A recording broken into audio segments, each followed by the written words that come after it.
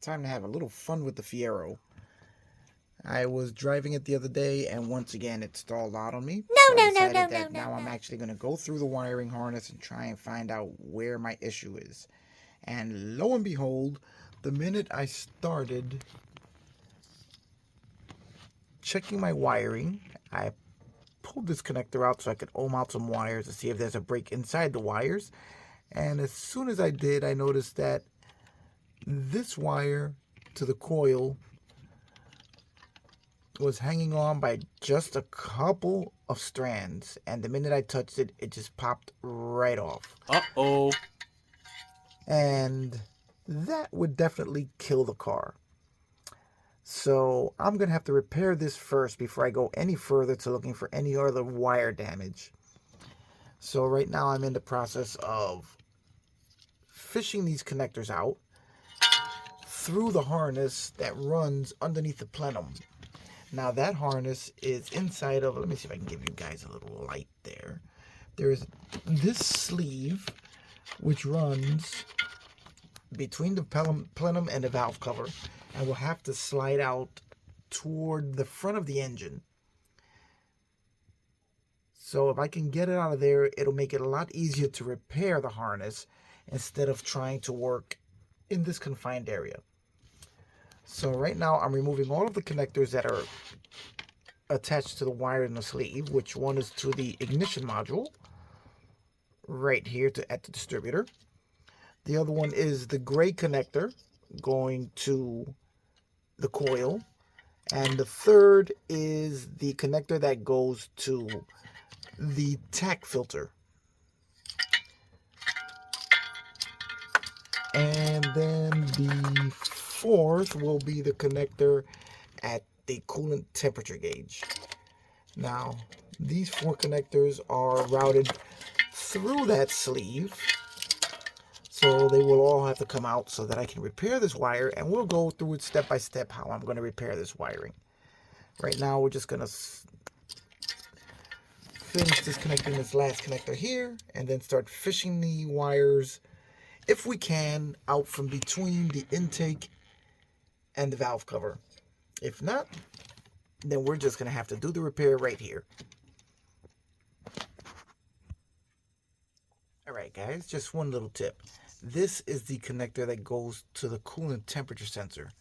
Now when you're trying to remove it, you're going to have to press down on this tab here, which you got to be very careful with as the plastic is extremely brittle after all these years. You can see it's a little scorched. It's seen some heat. So that's going to go into that sensor there. So that notch at the top of the sensor is where you're going to have to gently use a suitable tool to press down on this tab to get that connector out. And odds are you're not very lucky, like I was very lucky, then it's probably going to break on you. The next connector we have to worry about is our connector to the going to the tack filter, which is all the way down there. Now that connector is also going to be extremely brittle, as this one did slightly crack on me. And that is the wire. That wire goes directly to the coil and to the same connector as the red wire that snapped off.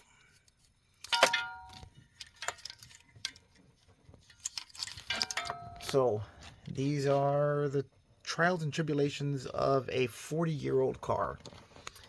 So now we're going to continue and remove the harness,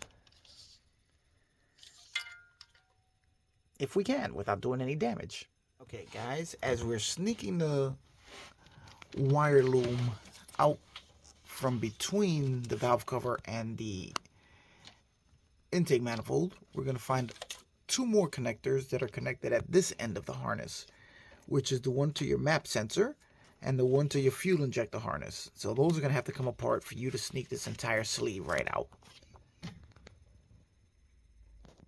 Okay guys, Now we have the entire sleeve out from between the valve cover and the intake manifold, and we can do all our repairs right here where we are much more comfortable and it's going to be much easier to work.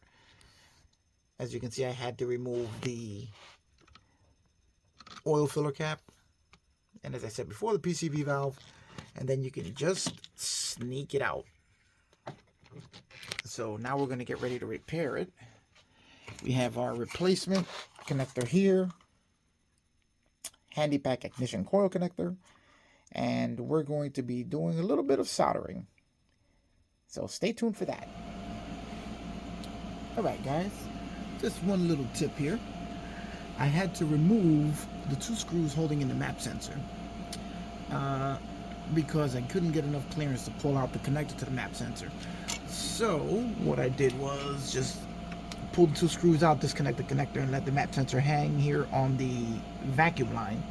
Now, the reason I didn't have enough room, you may not have run into this in your cars, is because I have the stainless steel vacuum lines installed, and they sit a little bit higher up than the plastic ones, and they're not really as flexible. So I didn't want to put too much stress on the wiring here, in which case then it was easier just to take the 2 7mm bolts out, pull the connector out, and then just pull the map sensor out and then just take the connector out. Just made it a little bit easier to go that way. And this connector will have to be replaced soon anyway, because as you can see here, the clip that holds it on has snapped off. And just another one of these 40-year-old car issues. So we're going to get going with unwrapping the sleeve here, and then we're going to try and make as many of our repairs within the sleeve here as possible, so that we don't have the repaired wires too close to where they have to make a lot of bends. As if they sit perfectly straight, you'll put less stress on the repairs you're going to make than you would if you had them hanging all loose like this. So we're going to get there and we're going to start working on that. And I'm going to take you guys with me through the whole repair. Okay, now the first thing we're going to do is we're going to cut open this sleeve so we can get the wiring out of it. So we just have to cut open the... You're seeing this for the first time. This hasn't been opened since the car was built. So we are delving into uncharted terrain here for this particular Pontiac Fiero. And here we have all of our wires. We can see our entire coil and tack filter harness sitting here. Now I found another thing that I'm not too happy about, was that this harness for some reason has a very, very tight bend here. Now, is that a problem? I don't know. Could the wire be broken in there? That I don't know. The only way I could do that is to perform a ohm test or a continuity test from here to here, or at least to the pin here, to see if there is any break in the wire here, which could also be a cause of the car shutting down. Because if you have a break in a wire with the tack filter, it can cause the car to completely shut down and leave you stranded on the side of the road. And ask me how I know that, because I've been through that with another Fiero. So we are going to be checking that wire, because while I'm in here, I figure I may as well fix everything so I don't have to come back in here again. So let's get busy with measuring out our wires and making some repairs. Alright guys, this might be old news to a bunch of people, but I figure I would just let you guys in on it so you can see exactly what the wiring is that I'm dealing with. Now, this is my ignition coil here, and we have the gray connector, pin A and B. Now, the issue that I'm having is with pin B, which is the ignition wire. Now this, I'm assuming, is going right to the ignition circuit on the car. I haven't looked that far ahead to see exactly what's involved in the circuit. But being a very simple car, this is probably just going right to the ignition switch, which could very well just shut the car down if this wire loses contact. And with the few strands that were actually holding it together, it's very possible that that is what's happening with the car. So once I repair that, it could solve my problem. But the other thing I found is wire A from pin A going to the tack filter is the one that I found is very tight kink and bend in. So that could also shut the car down, as this is one of the most important connectors in your ignition circuit.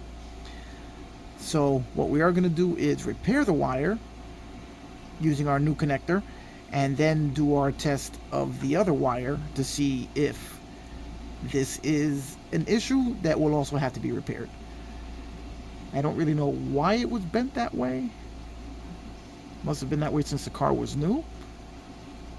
I'm curious if any other Fiero owners have been in this harness and have seen this the same way, because it just seems like there's an excess of wire there. Wouldn't be the first time I've seen something like this, as I have also seen it done in Mercedes-Benz cars, but how would you guys let me know if you guys have seen something like this in your cars?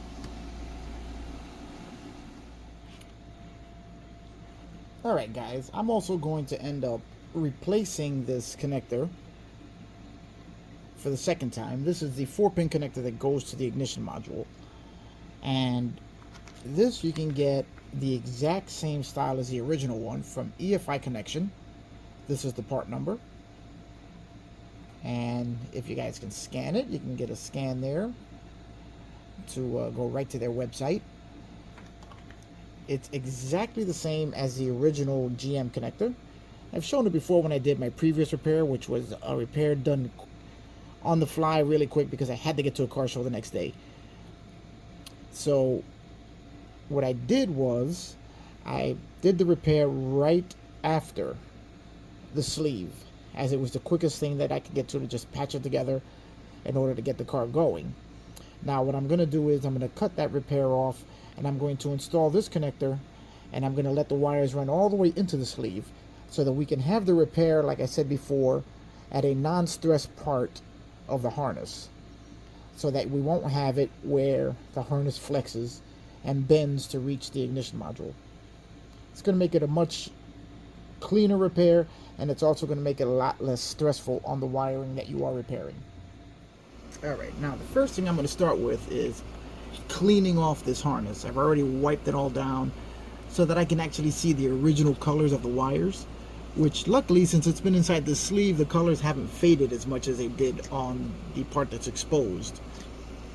And the first thing you want to do whenever changing an electrical connector, make sure you get your wires right. Make sure all the colors match. Well, color's not so important, but in this case, these EFI connections wires have exactly the correct colors to match the original car. So we're going to make sure, you never take for granted that every connector is the same, because we can see here that they use a black with a brown tracer here, and here, oh no, that's correct, black with a brown tracer. Then we have our pink with a black tracer here, that's correct. Then we have a purple with a white tracer on our next pin, and then we have a white wire on our last pin. No tracer on that one. And as we can see, it matches the connector that I had previously replaced perfectly. And that connector I already know matches the harness, the original harness in the car, perfectly. So right now we know that this connector is 100% correct, and we'll be okay just to go ahead and change it. Okay, now the next thing we have to do is to set up our tools in an orderly manner.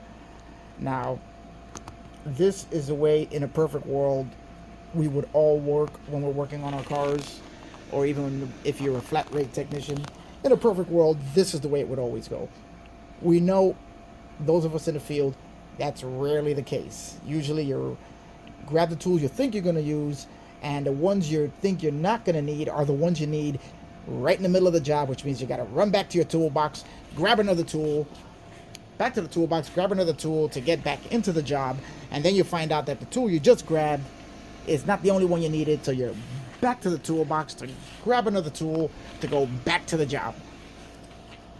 So in a perfect world, when you see all these videos of these guys who just have everything set up beautifully and all the tools are there and it's all just goes so smoothly, yeah, in the real world it doesn't work that way. But in my little home away from work, where I enjoy working on these cars, yes, I have the time to set up all the tools that I'm going to need in an orderly manner, and all of my parts ready to go to get this job done. You guys out there in the field, you know exactly what I'm talking about. So now we have our parts, we have all of our tools set up, we have our wire and repair here set up, strippers, holders, everything ready to go. Alright guys, now the next thing we're going to do is we're going to separate all our circuits. This is our ignition control module connector with our 4 wires here. These are our gray wire connectors here, and this is our temperature gauge connector here. So we're just going to keep those separate. The temperature gauge is separate enough with the coil wrap that's still on it, so we don't have to worry too much about that one. We have the blue and the white. Pink and the white. We're going to keep those together there. And right now we're going to concentrate on the ignition control module connector. Now, first thing I want to do is I want to mark on the harness where they end up on the sleeve, which is right here. This way I know where they exit the sleeve, so I know that I have to get our cuts in here somewhere so that it'll be protected by the sleeve.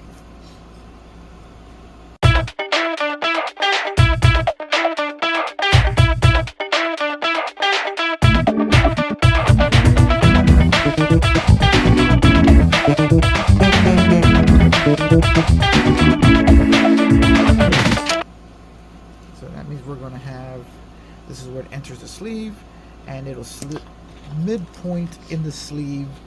Right there is where our repairs are going to take place. So between here and here, we're going to be staggering our wire repairs so that we don't have them all sitting in the same place.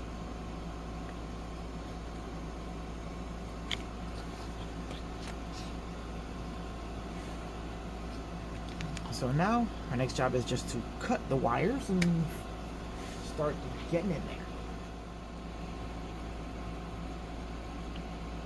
Okay, so we're going to cut here and here.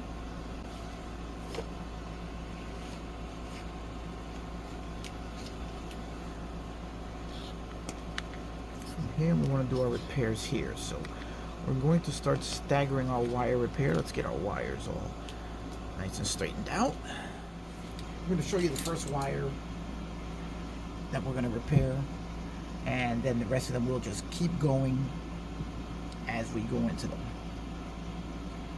Alright, so let's find our marks, which is kind of hard to see on this particular. We'll just follow the other ones. So that's going to go here. So we are going to go here.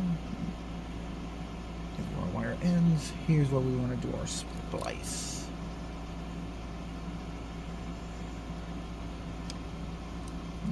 Right there.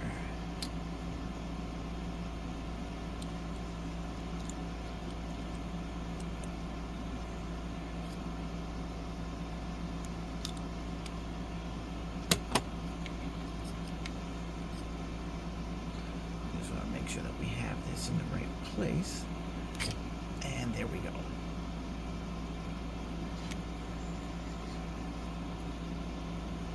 Okay, there and there.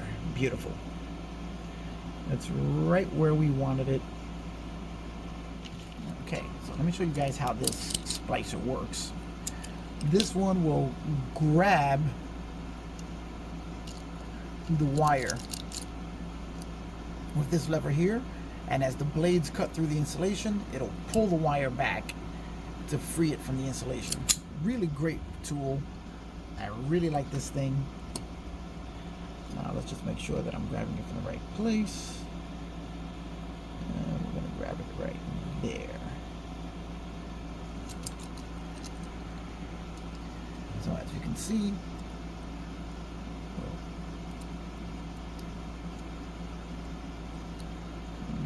just pick the right gauge. That's not it. Right. Let me find my marks. Okay, so we're going to grab it right about there.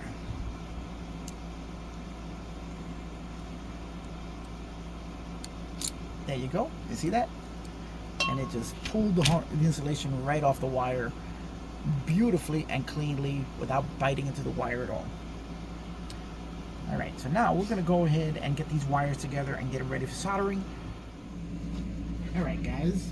So now we have our wires bonded together, at least twisted together, and we're going to get ready to start the soldering process. If you notice, I already have a piece of heat shrink tubing here, as that's going to be our new insulation to cover the repaired wires.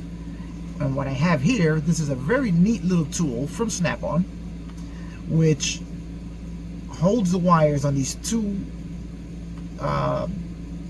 discs with the teeth in it. It gets a good grip on the wire, holds it steady, so that while you're soldering, that everything's not moving around. And it's really cool because it's got an adjustable length by turning this dial to get yourself a nice taut grip on the wires, and really makes this repairing easier. It's a really cool little tool, and does make life a little bit easier. And now we can also check our measurement here.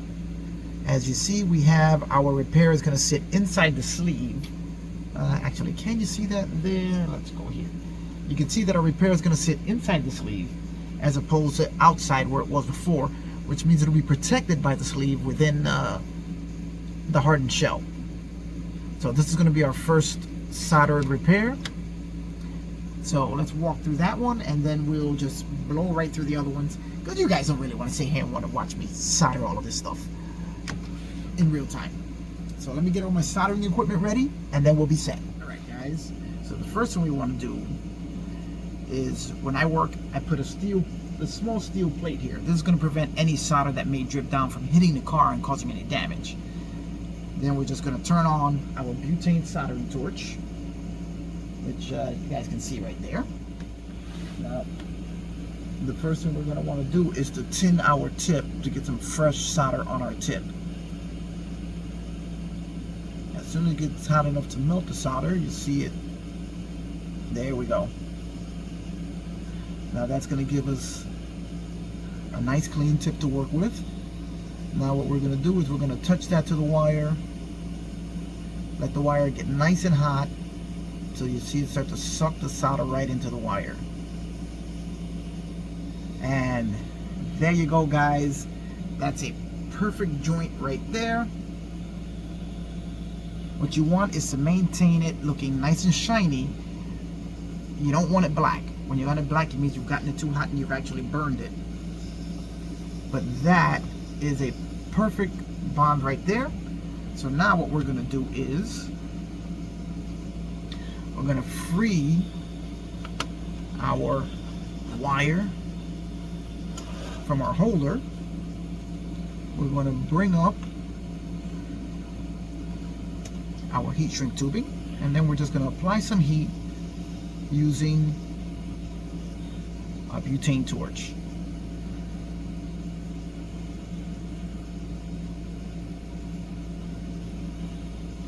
And we're going to keep doing this until we see the heat shrink tubing totally sealed around our repair. You don't want to leave the heat, not this concentrated heat, on any one spot for too long, because you don't want to melt the insulation on the wire.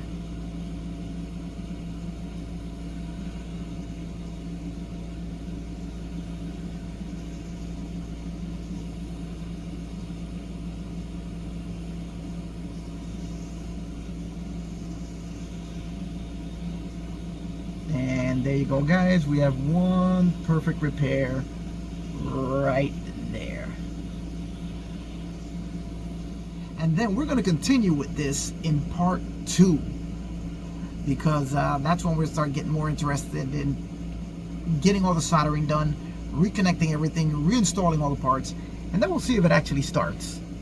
All right, guys, stay tuned for the next part, and should be fun. I'll see you on the next one.